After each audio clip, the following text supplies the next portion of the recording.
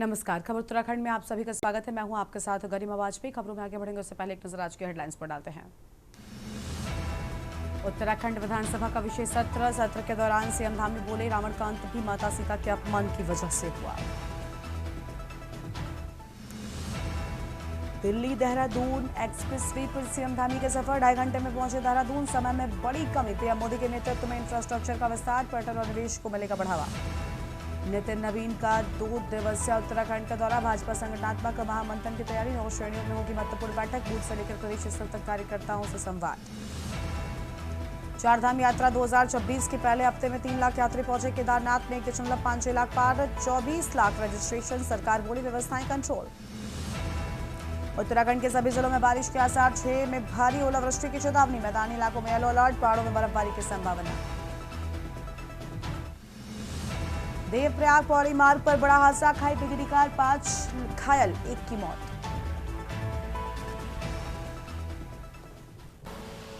आप देख रहे हैं के न्यूज, खबरों का सारथी।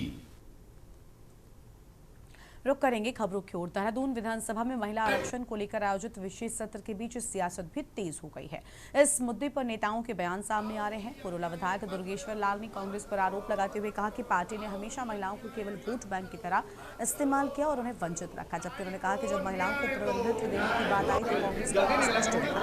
उन्होंने प्रधानमंत्री मोदी का जिक्र करते हुए कहा कि महिला शक्ति को आगे बढ़ाने और उन्हें निर्णय प्रक्रिया में भागीदारी देने पर जोर दिया जा रहा है।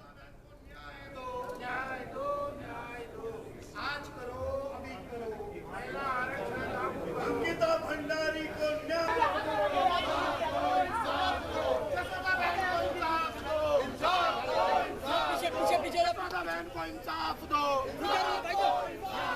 जसोदा बहन को इंसाफ दो, महिला आरक्षण लागू करो, जी अन्याय मत करो। देखिए, ये कांग्रेस के द्वारा जो महिलाओं के साथ जिस तरीके से उन्होंने भेदभाव किया, जो पहले से चली आ रही कांग्रेस की नीति रीति, जो शुरू से लेकर के आज तक हमेशा कांग्रेस ने महिलाओं को, शोषितों को, वंचितों को, दलितों को, वो इस वर्ग को सिर्फ अपना वोट बैंक बना के रखा है। और आज जब बात आई महिलाओं को प्रतिनिधित्व की बात, तो कांग्रेस ने जो 33% जो नारी शक्ति बंधन बिल जो पास होना था, जहाँ पे हमारी मातृशक्ति की भागीदारी होती है। हल्द्वानी शहर में इन दिनों सड़कें पूरी तरीके से गड्ढों में तब्दील हो गई हैं। जगह जगह पर पेयजल और सीवेज लाइन डालने के चलते गलियों से लेकर मुख्य मार्ग तक खोदकर गड्ढे में तब्दील कर दिए गए, जिसको लेकर आम जनता को भारी मुसीबत का सामना करना पड़ रहा है। तो वहीं इस मामले में शहरी विकास मंत्री राम सिंह कैडा का कहना है कि उनके द्वारा शहरी क्षेत्र में निकायों के अंदर चल रहे विकास कार्यों में तेजी के साथ बरसात से पहले सड़कों को दुरुस्त करने के निर्देश दिए गए हैं।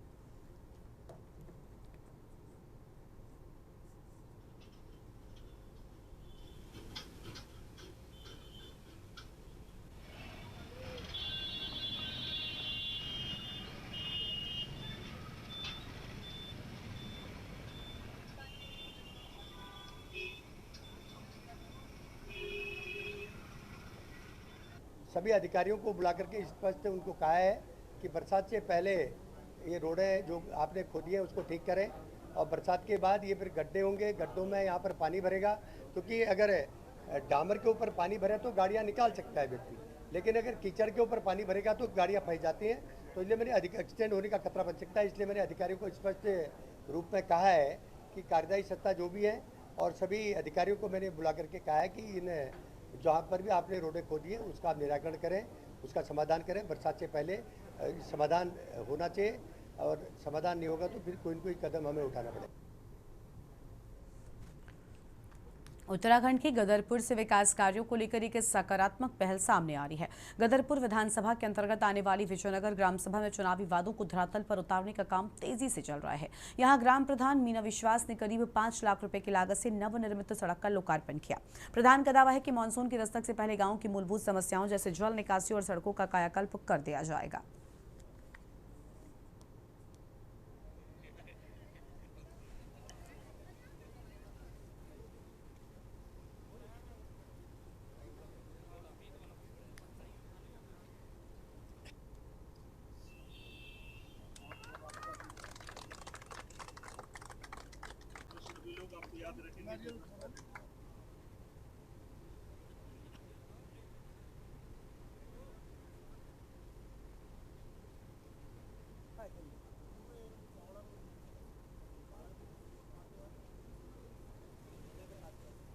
बहुत बहुत धन्यवाद करते हैं हम अपने ग्राम प्रधान जी का, जिन्होंने इसको अपने कार्यकाल का शुरुआत में ही बनवाने का काम किया है। और मेरी उम्र करीब 29 साल हो गई है, तो 29 साल जब से हम इस गांव में आए हैं, तो हमने इस रोड की स्वीकृति की बातें हम बनेगी या चालू होगी या इसके लिए एप्लीकेशन दे रखी है, पर आज तक नमस्ते, आप सबको नमस्ते, पूरे गांव सभा को नमस्ते।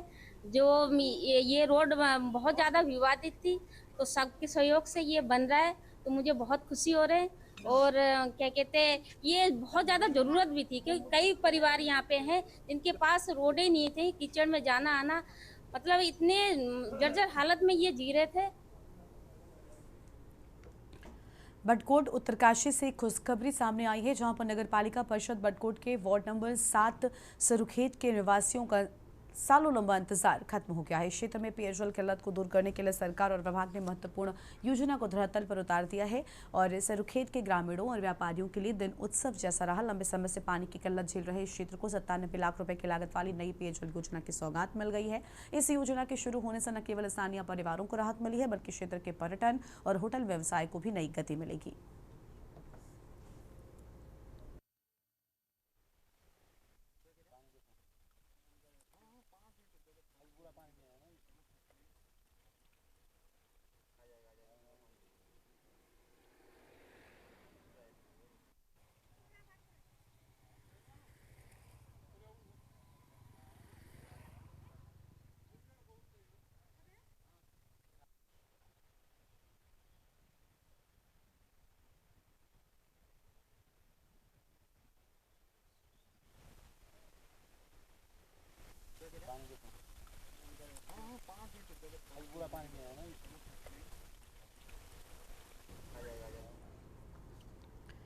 विधानसभा में महिला आरक्षण को लेकर एक दिवसीय विशेष सत्र आयोजित किया। इस बीच बाहर कांग्रेस का अनोखा विरोध प्रदर्शन देखने को मिला है। झबरेड़ा विधायक वीरेंद्र जाति गन्ने से भरी ट्रॉली लेकर विधानसभा पहुंचे और किसानों के मुद्दे को उठाया। वीरेंद्र जाति ने कहा कि उनका मकसद सुरक्षा तोड़ना नहीं, बल्कि किसानों की समस्या उजागर करना है।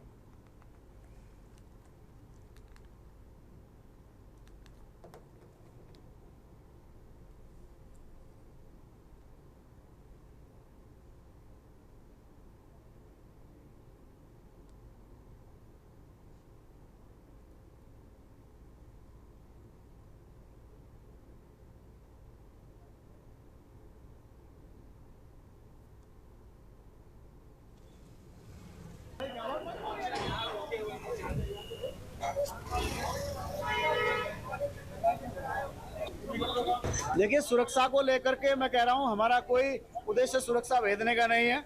बहुत सारे जो सुरक्षा में साथी लगे हैं वो भी किसान हैं, और बहुत सारे तो हमारे क्षेत्र के भी हैं। कुछ ऐसे भी पुलिसकर्मी हमारे भाई हैं जिनका भुगतान अब तक इकबालपुर मिल पर है। हमने विधानसभा सत्र में अनेकों बार आवाज उठाई, तमाम बार हम लोगों ने ये मुद्दा उठाया कि भाई इकबालपुर मिल का 110 करोड़ रुपया बकाया है। हमने मंत्री जी को भी कहा, माननीय मुख्यमंत्री जी को भी कहा, लेकिन ये सरकार नहीं चेती। अब हमारी मजबूरी है कि हमें लड़ाई सड़क पर लड़नी पड़े, और उसी के परिप्रेक्ष्य में हमने गन्ना आज विधानसभा के बाहर लाके डाल दिया है कि भाई सरकार की कम से कम आंख खुले। देवप्रयाग पौड़ी मोटर मार्ग पर रविवार को एक दर्दनाक सड़क हादसा हो गया।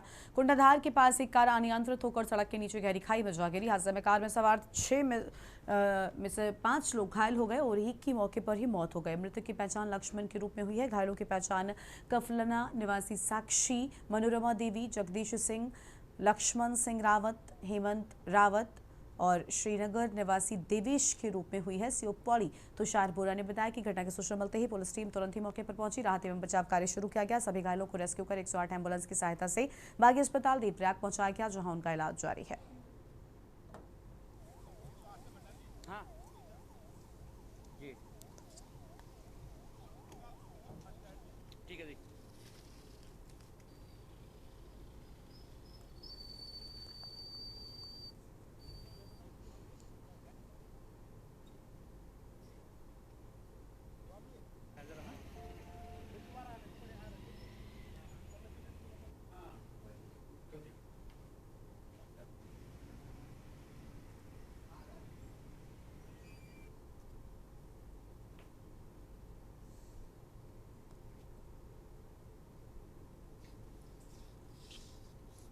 देखिए कल एक ये वाहन था देवप्रयाग से जो ये पौड़ी की ओर आ रहे थे, फैमिली के समेत आ रहे थे, तो कुंडाधार से पहले कि कहीं वहीं पौड़ी मार्ग पे ही ये वाहन गिरने की सूचना मिली।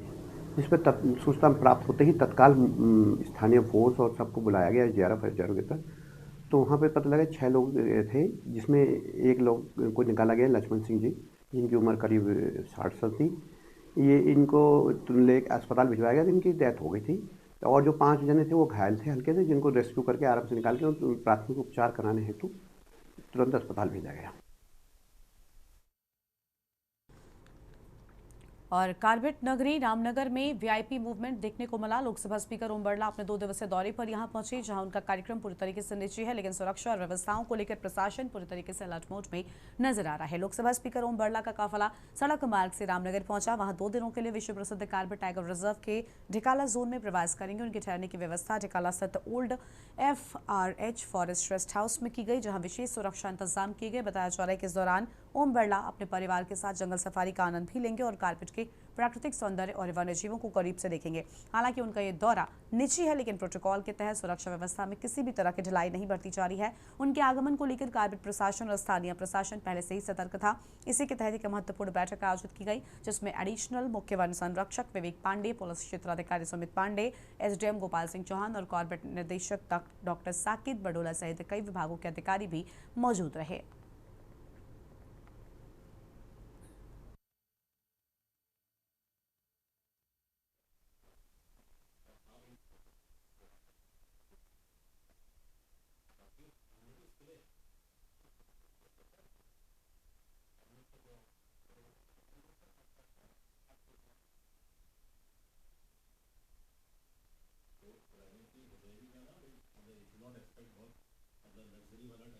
आज जैसे कि आपको पता ही कि आज उनके विजिट है, 27 को आएंगे आज, एंड 28 जो है वो ढिकाला के रहेंगे। तो जितनी भी तैयारी थी वो सारी आज ब्रीफ कर दी गई है पुलिस के साथ, राजस्व के साथ, इवन ARTO जो थे वो, और जो भी लोकसभा स्पीकर सर के कार्यालय से जो प्रतिनिधि आए थे उनके साथ भी वार्ता कर ली गई। तो सारी चीजें सॉर्टेड आउट है।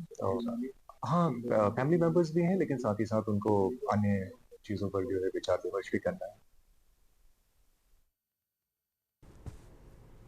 चैती मेले की रौनक के बीच छिपे उन 2 इंसानी भेड़ियों को शायद ये मुगालता था कि वो एक मासूम को अपनी हवस का शिकार बनाकर अंधेरे में गुम हो जाएंगे, लेकिन वो भूल गए थे कि उधम सिंह नगर की कमान जिला पुलिस मुखिया अजय गणपति के हाथों में है। उनके रडार से परिंदा भी पर नहीं मार सकता है। इन दरिंदों ने एक अकेली नाबालिग बच्ची को बहला फुसलाकर उसकी किस्मत से खिलवाड़ तो कर लिया, पर उन्हें अंदाजा नहीं था कि उनकी हर हरकत पुलिस के डिजिटल चक्रव्यूह में कैद हो रही है। इस चुनौतीपूर्ण केस में ITI थाना पुलिस और SOG काशीपुर ने किसी मंझे हुए शिकारी की तरह काम किया और यहाँ अपराधी खुद को सुरक्षित मानकर चैन की नींद सो रहे थे, तो वहीं पुलिस की टीम 270 से अधिक CCTV कैमरों के फुटेज में उनकी एक झलक पाने के लिए दिन रात एक कर रही थी। SSP अजय गणपति के स्पष्ट आदेश थे कि अपराधी चाहे पाताल में भी क्यों न हो, उन्हें ढूंढ निकालो। पुलिस की तकनीकी टीम ने सैकड़ों मोबाइल नंबरों और सर्विलांस के जाल को ऐसे बुना कि मुरादाबाद से आए ये दोनों अपराधी पुलिस के चंगुल में फफड़ाते नजर आए।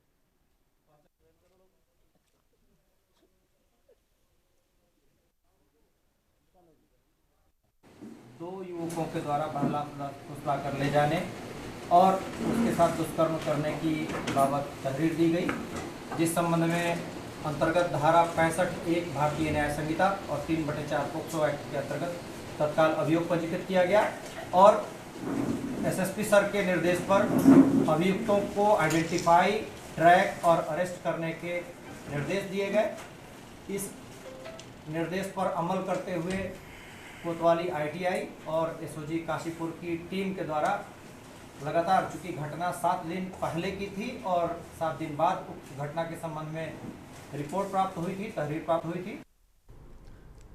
पौड़ी जिले से बड़ी सड़क दुर्घटना की खबर सामने आई है, जहां पर श्रीनगर खिरसू मोटर मार्ग पर सोमवार सुबह एक बड़ा हादसा होते होते टल गया। हादसे में कुल 8 लोग घायल हो गए हैं। जानकारी के मुताबिक कोतवाली श्रीनगर क्षेत्र के अंतर्गत खिरसू मोटर मार्ग पर एक मैक्स वाहन और बाइक के बीच जोरदार टक्कर हो गई। टक्कर के बाद दोनों वाहन अनियंत्रित होकर सीधे गहरी खाई में जा गिरे। बताया जा रहा है कि मैक्स वाहन पैठानी से श्रीनगर की ओर जा रहा था कि तभी सामने से आ रही बाइक से उसकी टक्कर हो गई। ऐसे में मैक्स में सवार 7 लोग और बाइक सवार एक व्यक्ति घायल हो गया। घायलों की पहचान गगन सिंह, सतेश्वरी देवी, संगीता देवी, अंजू, मंगल सिंह, गुड्डी देवी, गौतम सिंह और बाइक सवार गजेंद्र सिंह के रूप में हुई है। घटना की सूचना मिलते ही पुलिस टीम और स्थानीय लोग मौके पर पहुंचे और रेस्क्यू अभियान चलाया गया। सभी घायलों को खाई से निकालकर 108 एम्बुलेंस की मदद से सामुदायिक स्वास्थ्य केंद्र खिरसू पहुंचाया गया, जहां उनका इलाज जारी है। पुलिस का कहना है समय रहते रेस्क्यू होने से बड़ा हादसा टल गया। मामले में आगे की आवश्यक कार्रवाई की जा रही है।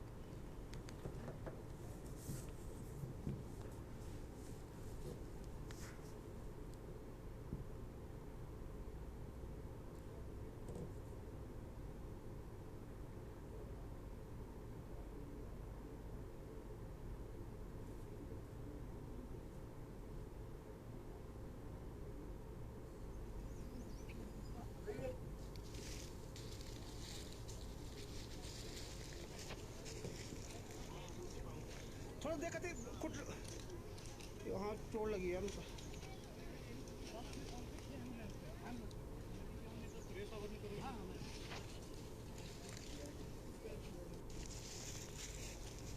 टक्कर लगा ना भयंकर, ये पक्का लगा और खड़े भीतर है अच्छे नहीं।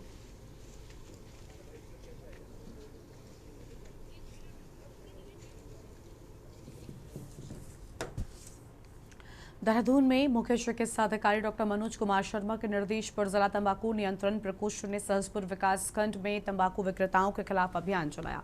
थाना सेलाकोई पुलिस के मुताबिक ICFI यूनिवर्सिटी के आसपास 20 दुकानों का निरीक्षण किया गया। जांच के दौरान 11 दुकानदार कोटपा अधिनियम का उल्लंघन करते पाए गए। इसमें कई दुकानदार शैक्षणिक संस्थान के पास तंबाकू उत्पाद बेचते मिले। टीम ने सभी के खिलाफ चालान कर कुल 2010 का अर्थदंड वसूला और अधिकारियों ने बताया कि शैक्षणिक संस्थानों के आसपास तंबाकू बिक्री प्रतिबंधित है और बिना चेतावनी संदेश वाले तंबाकू उत्पाद बेचना भी गैरकानूनी है।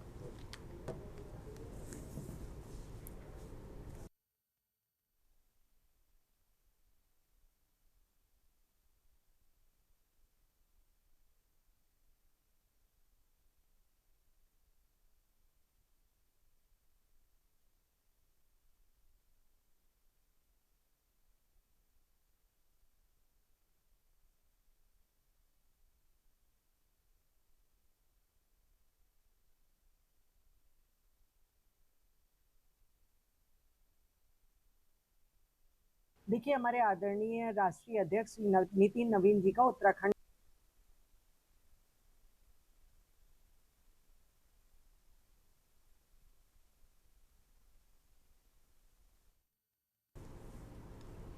देहरादून में बड़ी सियासी खबर सामने आ रही है। आगामी चुनावों को देखते हुए भारतीय जनता पार्टी ने संगठन को और मजबूत करने की कवायद तेज कर दी है। इसी कड़ी में भाजपा के राष्ट्रीय अध्यक्ष नितिन नवीन 2 दिवसीय उत्तराखंड के दौरे पर पहुंच रहे हैं और राजधानी स्थित प्रदेश मुख्यालय में उनके आगमन को लेकर तैयारियां तेज कर दी गई हैं। भाजपा प्रदेश प्रवक्ता हनी पाठक के अनुसार नितिन नवीन 2 और 3 तारीख को उत्तराखंड में रहेंगे। उनके दौरे की शुरुआत 2 तारीख को प्रदेश मुख्यालय में होने वाली संगठनात्मक महामंथन से होगी। जानकारी के मुताबिक इस दौरान बैठकों को 9 अलग अलग श्रेणियों में बांटा गया है। इनमें बूथ और मंडल स्तर के कार्यकर्ताओं से सीधा संवाद, जिला अध्यक्षों और कार्यकारिणियों से फीडबैक तथा कोर कमेटी और विधायकों के साथ रणनीतिक चर्चा शामिल होगी।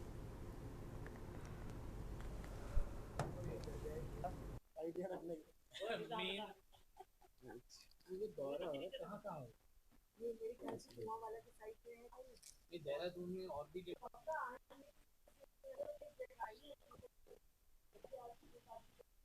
देखिए, हमारे आदरणीय राष्ट्रीय अध्यक्ष नितिन नवीन जी का उत्तराखंड दौरा है, जो कि 2 और 3 तारीख को संभावित दौरा उनका होने जा रहा है, जिसमें 2 तारीख को यहाँ पर प्रदेश के मुख्यालय में 9 श्रेणियों में करीब बैठकें आयोजित करी जाएंगी, जिसमें बूथ के लोगों की अलग, मंडल की लोगों की अलग, जिला कार्यकारिणी की अलग और उसी प्रकार से जिला अध्यक्षों की अलग बैठक रहेगी, विधायकों की अलग बैठकें रहेंगी और कोर कमेटी के सदस्यों की अलग बैठकें रहेंगी। उसके बाद उनका एक बैठक का दौरा इनका कुआंवाला के साइड में भी रहेगा, उसमें भी बैठक संभावित करी जा रही है, जिसको अभी पूरी प्रस्तावना जिसकी तैयार करी जा रही है और इसी के साथ ही साथ उनका मंदिर दर्शन करने का भी दौरा किया जा रहा है।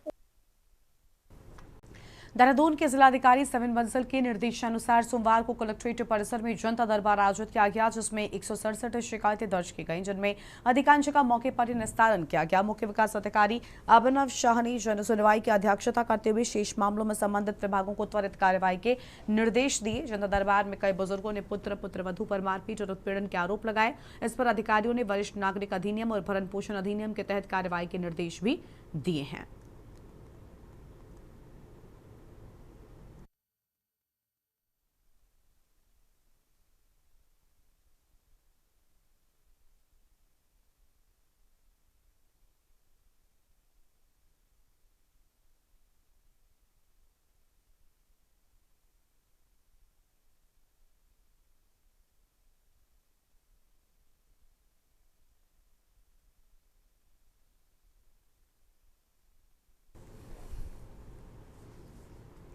हरिद्वार से बड़ी प्रशासनिक कार्रवाई की खबर सामने आई है, जहां बहादुराबाद ब्लॉक के अंतर्गत ग्राम पंचायत रावली महदूद ब्रह्मपुरी के मुख्य बाजार में अवैध अतिक्रमण हटाने के लिए प्रशासन ने अभियान चलाया। कार्रवाई के दौरान प्रशासनिक टीम के पहुंचते ही दुकानदारों और ठेला संचालकों ने अपना सामान खुद ही समेटना शुरू कर दिया, तो वहीं कुछ स्थानों पर बुलडोजर की कार्रवाई भी की गई। हालांकि इस कार्रवाई को लेकर स्थानीय लोगों में नाराजगी भी देखने को मिली है। कुछ लोगों ने इसे एक तरफा कार्रवाई बताते हुए आरोप लगाया है कि सभी के खिलाफ समान रूप से कार्रवाई नहीं की गई।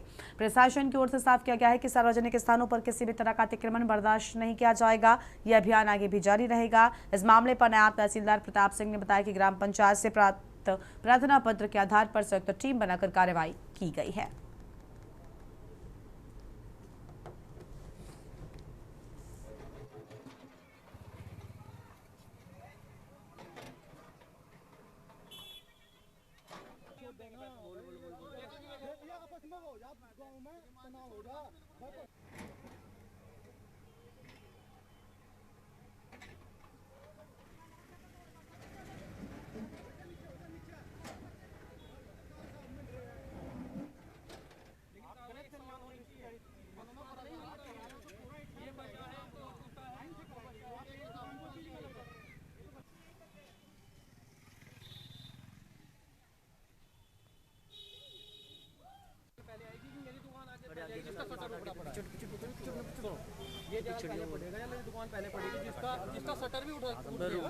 ग्राम प्रधान ने जो है एक एप्लीकेशन दे रखी थी, जिसमें संयुक्त रूप से जो है टीम बननी थी।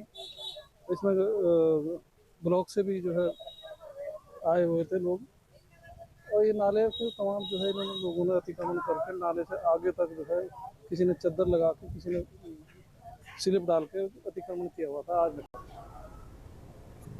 नहीं, ठेली अगर रोड पे लगाते हैं तो वो भी एक तरह का अस्थायी अतिक्रमण ही है, उसको भी जो है संज्ञान में लिया जाएगा। क्या किसी अन्य गांव में भी ये प्रक्रिया जारी रहेगी, चलता रहेगा? ये तो कई गांव में हो रहा है, अतिक्रमण का अभियान कई गांव में चल रहा है।